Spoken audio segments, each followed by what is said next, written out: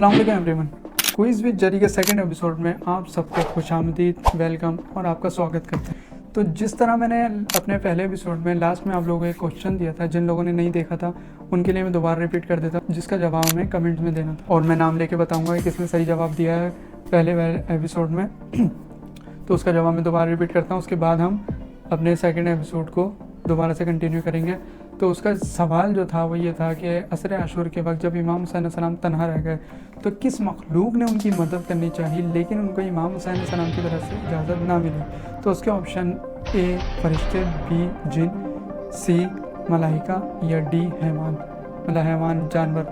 तो उसका ये काउंटर चल रहा है कि उस हिसाब से आप लोग भी इसका जवाब सोचें और अपने दिल में दिमाग में दें।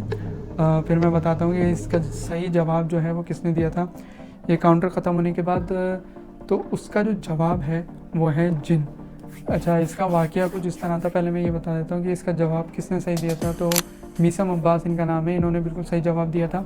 इस तरह मैं इस एपिसोड में भी लास्ट में एक क्वेश्चन पूछूंगा, जो सही जवाब देगा कमेंट में उसको मैं नेक्स्ट वीडियो में खुद उसका नाम लेके बताऊंगा।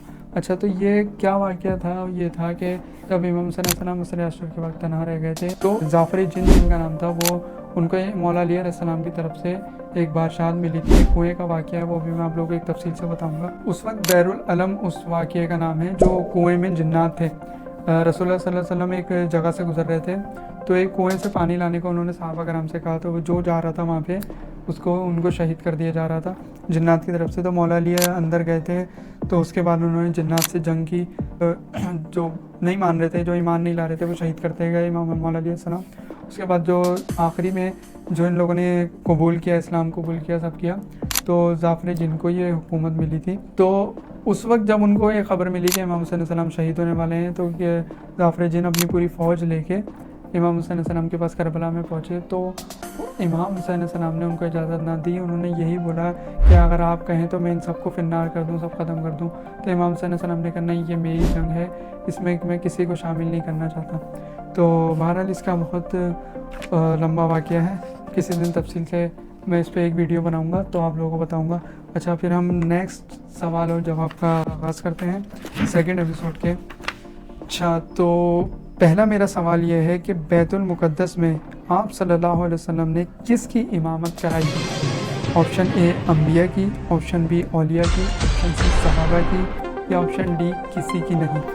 तो ये काउंटर चल रहा है। काउंटर चलने के बाद अच्छा मैं ये बता दूँ, इसका काउंटर चल रहा है कि ये वाक़या शब महराज है। जब शब महराज के वक्त रसूलुल्लाह सल्लल्लाहु अलैहि वसल्लम को हज़रत जिब्राइल अलैहिस्सलाम लेके जा रहे थे तो चौथा जो मुकाम था वो बैतुल मुक़द्दस था जहाँ पे उन्होंने किसी की इमामत कराई। तो उसका जवाब जो है ए अम्बिया की। तो दूसरे सवाल की तरफ बढ़ते हैं कि आप सल्लल्लाहु अलैहि वसल्लम के पास जो अल्लाह ताला की तरफ से नाजिल हुई, जो हज़रत जिब्राइल अलैहिस्सलाम लेके आए, एक तलवार जो आप सल्लल्लाहु अलैहि वसल्लम ने मौला अली अलैहिस्सलाम को दी, उस तलवार का क्या नाम था? तो उसके ऑप्शन है मासूर, option B Zulfiqar, option D मुक़ज़्ज़म या ऑप्शन डी बतार। तो इसमें काउंटर चल रहा है। मैं ये बता दूँ, ये वाक़या है जंग उहद का, जब मौला अली अलैहिस्सलाम अकेले लड़ रहे थे तो उनकी तलवार टूट गई थी। तो उस वक्त रसूलुल्लाह सल्लल्लाहु अलैहि वसल्लम ने दुआ फरमाई और कहा कि जिसकी तो हिफाजत कर रहा है, जिसके नबी की, वही तुझे तलवार देगा। तो उस वक्त हज़रत जिब्राइल अलैहिस्सलाम ये तलवार लेके आया और ये कहते हुए कि ला फता इल्ला अली ला सैफ इल्ला जुल्फ़िकार, ना कोई मर्द बहादुर अली जैसा है, ना कोई तलवार जुल्फ़िकार जैसी है। तो इसका जो जवाब है ऑप्शन बी जुल्फ़िकार। ठीक है। अच्छा, इसका हम तीसरे सवाल की तरफ बढ़ते हैं कि इस वक्त कौन सा हिजरी सन चल रहा है। ये एक तरह से जनरल नॉलेज भी सवाल कह सकते हैं इसको और इस्लामिक सवाल भी कह सकते हैं। मतलब इसके ऑप्शन हैं 2023, ऑप्शन बी 1446, ऑप्शन सी 1445 या ऑप्शन डी 1443। ठीक है, काउंटर चल रहा है। अच्छा, मैं ये बता दूं, हिजरी जो होती है ना, हिजरी जैसे मैंने ऑप्शन ये रखा है, मैं खुद बता देता हूँ 2023, ये हिजरी नहीं है, ये साल है, साल 2023 चल रहा है। लेकिन हिजरी अलग है, हिजरी और चलती भी आ रही है शुरू से। जैसे इमाम हुसैन सलाम का वाक़या 61 हिजरी का करबला का, ये वो हिजरी है। तो इस वक्त जो हिजरी चल रही है वो चल रही है 1446 हिजरी। ठीक है, ऑप्शन 20 का जवाब है। अच्छा, हम तीसरे सवाल की तरफ बढ़ते हैं। तीसरा सवाल है जनरल नॉलेज का एक सवाल है कि पीला दरिया किस मुल्क में वाक़या है? पीला दरिया जिसका रंग पीला है, ये तस्वीर भी आपके सामने आ रही होगी। तो उसका ऑप्शन है, option A China, option B Japan, option C शुमाली कोरिया या ऑप्शन डी जनूबी कोरिया। ठीक है, ये ऑप्शन चलते हुए आ रहे हैं। अब ये अच्छा, इसमें मैंने देखे एक पहले एपिसोड में करबला रखा था पूरा टॉपिक, क्योंकि मुहर्रम चल रहे थे। अभी मैंने मिक्स रखा है, इस्लामिक सवाल भी है, थोड़े से जनरल नॉलेज भी है, तो इस तरह से एक मज़ा आएगा। और एक नवा सवाल में थोड़ा सा इंटरेस्टिंग करूँगा, उसमें भी आपको मज़ा आएगा। अच्छा, तो इसका जवाब जो है वो है ए चाइना। पीला दरिया जो है वो चाइना में वाक़ है। अच्छा, अब हम चौथे सवाल की तरफ बढ़ते हैं। वो कौन से नबी हैं जो बग़ैर बाप के पैदा हुए? मतलब वो कौन से नबी हैं जिनके बाप नहीं थे, ठीक है, वो बग़ैर बाप के पैदा हुए मुसलमान तौर पे। अच्छा, तो उनके ऑप्शन ए है हज़रत मूसा अलैहिस्सलाम, ऑप्शन बी हज़रत ईसा अलैहिस्सलाम, ऑप्शन सी हज़रत यूसुफ अलैहिस्सलाम या ऑप्शन डी हज़रत इदरीस अलैहिस्सलाम। ठीक है, ये बहुत मेरी नज़र में इजी है क्वेश्चन। तो इसका जो काउंटर चल रहा है, तो इसका जवाब दें आप लोग। तो उसका जवाब है ऑप्शन बी हज़रत ईसा अलैहिस्सलाम, जो बग़ैर बाप के पैदा हुए थे, जिनकी माँ का नाम था बीबी मरियम, जिनको कहते हैं ईसा इब्ने मरियम, जिनको क्रिश्चियनिटी में अल्लाह का बेटा कहा जाता है। लेकिन अल्लाह ताला बेनियाज है, ना वो किसी का बाप है ना किसी का बेटा। तो एक नबी थे, ये तो अल्लाह ताला का मौजज़ा है, वो कुछ भी कर सकता है। खैर, अच्छा, हमारा चौथा सवाल हो गया। पाँचवा सवाल है, हुजूर सल्लल्लाहु अलैहि वसल्लम कहाँ पैदा हुए? मतलब कौन से शहर में पैदा हुए? जिनके ऑप्शन है ए मक्का में, बी ताइफ में, सी मदीना में या डी मुकाम अबवा में। ठीक है, तो ये आपका 10 सेकंड के में काउंटर रखा है मैंने, ज़्यादा नहीं रखा कि आसानी से लोग जवाब भी दे सकें और जिनको नहीं आता वो बोर ना हो, फटाफट उनको जवाब मिल जाए। तो इसका जो ऑप्शन है वो है ऑप्शन ए मक्का में। अच्छा, इसमें लोगों को बड़ी कन्फ्यूजन है कि मक्का में मदीना में, क्योंकि वो थे मदीना में उनकी शहादत हुई और वो रहे काफ़ी टाइम तक। उनको एक तरह से ये कह सकते हैं कि राहत और सुकून भी मदीने में मिला, लेकिन पैदा वो मक्के में हुए थे, बाद में उन्होंने मदीने में हिजरत की थी। ठीक है, अच्छा, पांचवा हुआ है हमारा। छठा सवाल है, हुजूर सल्लल्लाहु अलैहि वसल्लम की कुल उम्र कितनी थी? मतलब जब उनकी शहादत हुई तो उनकी एज कितनी थी? तो जिनके ऑप्शन है ए 65, बी 73 73, सी है 53 53 या डी है 63 63। ठीक है, तो उन पे ये काउंटर चल रहा है। इसमें भी उन लोगों को बड़ी कन्फ्यूजन रहती है, तो मैंने ये ऐसे सवाल रखे जिसमें नॉलेज हो, ताकि अगर कोई बच्चा भी देखे हमारा तो उसको ये छोटे छोटे सवाल तो बहुत इजी हैं, याद होने चाहिए। अच्छा, हर एज का बंदा कंटेंट को देख सकता है, समझ सकता है और नॉलेज हासिल कर सकता है। अच्छा, इसका जो जवाब है वो है ऑप्शन डी 63 63 जो है वो उसका जवाब सही है कि रसूलुल्लाह की सल्लल्लाहु अलैहि वसल्लम की कुल उम्र, टोटल एज जो थी वो 63 थी। हमारा नेक्स्ट क्वेश्चन है, तौरात किस नबी पर नाजिल हुई? जैसे 4 किताबें हैं, तौरात, ज़बूर, इंजील, कुरान मजीद। तो तौरात किस नबी पर नाजिल हुई? जिनके ऑप्शन ए है हज़रत ईसा अलैहिस्सलाम, ऑप्शन बी है हज़रत दाऊद अलैहिस्सलाम, ऑप्शन सी है हज़रत मोहम्मद सल्लल्लाहु अलैहि वसल्लम या ऑप्शन डी हज़रत मूसा अलैहिस्सलाम। कुरान पाक हज़रत मोहम्मद सल्लल्लाहु अलैहि वसल्लम पर नाजिल हुई, हज़रत दाऊद अलैहिस्सलाम पर नाजिल हुई ज़बूर, हज़रत ईसा अलैहिस्सलाम पर नाजिल हुई इंजील, तो डेफिनेटली हज़रत मूसा अलैहिस्सलाम पर नाजिल हुई तौरात। ठीक है, जो कोहे तूर पे वो जा गए थे तौरात लेने 40 दिन तक, तो उसकी जब वो तौरात लेने गए थे जब ही उनकी कौम भटक गई थी। तो खैर, इसका भी बहुत लंबा वाक़या है, किसी दिन इसको भी लेके चलेंगे। अब मैं एक पिक्चर दिखा के आप लोगों से पूछता हूँ किस जगह की है ये पिक्चर, आप लोगों के सामने आ रही है। तो इसके मैं देखें ऑप्शन नहीं दूंगा, मैं समझता हूँ ईजी है, साफ नज़र आ रहा है। तो इसका मुझे बताएं, टाइमर चल रहा है, टाइमर के बाद मैं खुद बता दूंगा आपको। तो इसका जो जवाब है वो है जन्नतुल बकी, जहाँ पे ये मस्जिद नबवी में वाक़ है, रसूलुल्लाह के रोज़े मुबारक के बिल्कुल सामने। मतलब यहाँ से खड़े होकर रसूलुल्लाह का रोज़ा मुबारक नज़र आता है, जहाँ पे बहुत बड़ी बड़ी हस्तियों की कब्रें मुबारक मौजूद हैं, जिसमें बीबी फ़ातिमा ज़हरा रसूलुल्लाह सल्लल्लाहु अलैहि वसल्लम की दुख्तर, उनकी बेटी मौजूद हैं, इमाम ज़ैनुल आबिदीन अलैहिस्सलाम, इमाम मोहम्मद बाक़र अलैहिस्सलाम, इमाम जाफ़र सादिक़ अलैहिस्सलाम, काफ़ी इमामों की कब्रें यहाँ पे मौजूद हैं। तो काफ़ी अहमियत की आमिद रखती है ये जगह, जन्नतुल बकी जिसका नाम है, जन्नत का टुकड़ा कहते हैं इस जगह को। अच्छा, मुसलमानों का पहला किबले का नाम क्या था? मतलब अभी तो जैसे खाने काबा है मुसलमानों का किबला, जहाँ पे रुक करके लोग नमाज़ पढ़ते हैं, लेकिन मुसलमानों का पहला किबले का नाम क्या था? जो उसके ऑप्शन है बैतुल मुक़द्दस, ऑप्शन बी है काबा शरीफ, ऑप्शन सी है मस्जिद नबवी या ऑप्शन डी है मस्जिद कुबा। ठीक है, तो इसका ये टाइमर चल रहा है। तो जाहिर सी बात है अभी जो है जिसमें ऑप्शन बी है वो है काबा शरीफ, वो तो सब मौजूद है लेकिन पहला नहीं है। सही है, तो इसमें से अब 3 ऑप्शन बचे आप लोगों को, 3 में से आप खुद सोचें कि कौन सा होगा। बहुत ईजी जवाब है, जिसका जवाब ये है ऑप्शन ए, बैतुल मुक़द्दस। बैतुल मुक़द्दस जिसको मस्जिद अक्सा कहा जाता है, और जो फ़लस्तीन में अभी वाक़या चल रहा है आप लोगों के सामने, ये वो है जो मुसलमानों का पहला किबला था, किबला अव्वल। अच्छा, मोहम्मद सल्लल्लाहु अलैहि वसल्लम ने अपनी उम्र मुबारक में कितनी बार हज किया?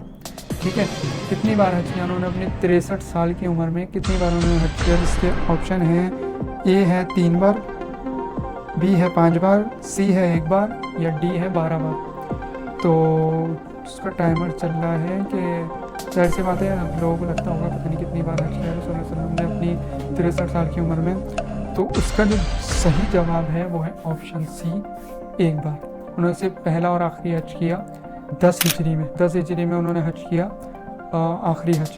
उसके बाद वो उनकी शहादत हो गई थी। उसके बाद हमारा नेक्स्ट क्वेश्चन है, मोहम्मद सल्लल्लाहु अलैहि वसल्लम ने कितने साल तबलीग की? ठीक है, मोहम्मद सल्लल्लाहु अलैहि वसल्लम ने कितने साल तबलीग की? जिसके ऑप्शन है, तबलीग मतलब इस्लाम की तबलीग कितने साल की उन्होंने? तो उसके ऑप्शन है, ए 40, बी 23, सी 10, या डी 63। कितने साल मतलब 63 साल की उम्र में उन्होंने कितने साल तबलीग की इस्लाम की, कितने साल इस्लाम की दावत दी? तो उसमें ये टाइमर ख़त्म होने के बाद में उसका जो सही जो जवाब है वो है 23 साल। अब 23 साल किस तरह के, अब लोग बोले उनकी उम्र 63 साल थी तो उन्होंने 63, उन्होंने वैसे तो अपने आप को मनवाया, अपने किरदार को मनवाया पहले, लेकिन जो दीन की तबलीग की ना, जैसे वैसे तो उनका पूरा किरदार ही कहते हैं कि दीन का मजमुआ था, कि मतलब जो उनका हर अमल जो है ना वो एक दीन के लिए हिकमत था। सही है, लेकिन उन्होंने जब अपने आप को मनवाया 40 साल की जब उनकी एज थी, जब उन्होंने ऐलान नबूवत किया, उसके बाद जो उन्होंने तबलीग की ना वो थी 23 साल के। 40 और 23 टोटल बने 63 साल। 63 साल उनकी एज थी, 40 के बाद 23 साल तक उन्होंने दीन इस्लाम की तबलीग की। ठीक है, किस परिंदे ने जनाब बिल्कीस अलैहिस्सलाम की हुकूमत की खबर हज़रत सुलेमान अलैहिस्सलाम को दी? कि वो कौन सा परिंदा था जिसने हज़रत सुलेमान अलैहिस्सलाम को जनाब बिल्कीस की हुकूमत की खबर दी कि इस वक्त ये हुकूमत कर रही हैं इस जगह पे? तो उसके ऑप्शन हैं, हुदूद, ऑप्शन बी कौवा, ऑप्शन सी कबूतर, या ऑप्शन डी अबवी। ठीक है, हज़रत सुलेमान अलैहिस्सलाम ने इस परिंदे को भेजा था मालूम करने के लिए कि जाके पता करो इस वक्त इस मुकाम पे इस जगह वो जनाब बिल्कीस हुकूमत कर रही हैं। उस परिंदे का नाम है ऑप्शन ए, हुदहुद। ठीक है, अच्छा, उसके बाद हमारा सवाल है, कारून किस नबी के ज़माने का मालदार था?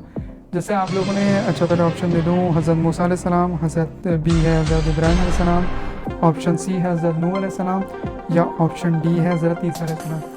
अच्छा, जब तक टाइमर चल रहा है मैं ये बता दूँ, वो जो आप लोग ने वाक़या सुना होगा कि कहावत है कि तुम्हारे पास क्या कारून का ख़जाना आ गया, या तुम्हारे पास कारून का ख़जाना है। कारून का ख़जाना एक बहुत अहमियत का हामिल रखता था। तो उस वक्त उसने, बहुत गरीब इंसान था ये, उस वक्त इसने अपने ज़माने के नबी से कहा था कि आप मेरे लिए दुआ करें कि मैं बहुत ज़्यादा परेशान हूँ। तो उन्होंने दुआ की थी। ठीक है, और फिर उसके बाद इसके पास बहुत सारा अल्लाह ताला की तरफ से ख़जाना आ गया था, इतने ऊँट, लेकिन इस पास इतना तकब्बुर हो गया कि इसने उसी नबी पे जुल्म सितम करना शुरू कर दिए। तो अल्लाह ताला ने इसको अपने ख़जाने के साथ ज़मीन के अंदर, ज़मीन धंस गई थी इसके ख़जाने समेत इसको लेके, और अल्लाह ताला ने कोड़ों का इसके ऊपर सज़ा देना शुरू कर दी थी कि इसको रोज़ाना कोड़े पड़ते थे। तो उन नबी का नाम है हज़रत मूसा अलैहिस्सलाम, ऑप्शन ए। अच्छा, इसका ये भी वाक़या है कि जब ये ज़मीन में बिल्कुल अंदर तह तक चला गया तो हज़रत मूसा अलैहिस्सलाम से लेके हज़रत यूनुस अलैहिस्सलाम तक, जो मछली के पेट का जिनका वाक़या है कि मछली के पेट में वो पूरे मछली ने उनके पूरी दुनिया की सैर कराई थी समंदर में, जहाँ जहाँ समंदर थे, जो वो आयत तिलावत कर रहे थे, तो उसकी आवाज़ जो है ना वो इस कारून तक पहुँची। तो इसने कहा अल्लाह ताला से, मैं इनसे मिलना चाहता हूँ एक दफ़ा। उस रहम दिली की वजह से, वो उस आयत की वजह से इस कारून के ऊपर से उसको अज़ाब को टाल दिया गया था उस वक्त। ठीक है, तो इसका ऑप्शन ये था। हमारे तकरीबन सारे सवालात हो चुके हैं कंप्लीट। अब हमारा रहता है आखिरी सवाल। आखिरी सवाल वो है जिसका जवाब आप लोगों ने कमेंट में देना है, वो है, अच्छा उसके मैं ऑप्शन नहीं दूंगा क्योंकि थोड़ा सा इजी हो जाएगा, लेकिन बहुत इंटरेस्टिंग सवाल है, इसका जवाब आप लोगों ने लाजमी कमेंट में देना है। वो कौन सी मुकद्दस जगह है जहाँ नमाज नहीं पढ़ी जा सकती? इसके ऑप्शन में कुछ नहीं दूंगा, ठीक है। इसका जवाब आप लोगों ने कमेंट में देना है और वो मैं नेक्स्ट वीडियो में, जिस तरह अभी मैंने पहले एपिसोड के जिसने जवाब दिया था उसका सेकंड एपिसोड में मैंने उसका नाम लेके बताया, अब इस तरह सेकंड एपिसोड में जो कमेंट्स में जवाब देगा उसका मैं थर्ड एपिसोड में लेके नाम लेके बताऊँगा किसने सही जवाब दिया है। अच्छा, इसका जवाब ज़रूर दिएगा ताकि पता लगे कि किसको सही पता है। तो इस क्विज़ को करते हैं अपने सेकंड एपिसोड को यहाँ एंड। मिलते हैं नेक्स्ट एपिसोड में, तब तक के लिए अपना बहुत ख्याल रखिएगा। कंटेंट पसंद आया हो तो चैनल को ज़रूर सब्सक्राइब कर दिएगा। मिलते हैं नेक्स्ट वीडियो में, तब तक के लिए फ़ी अमान अल्लाह।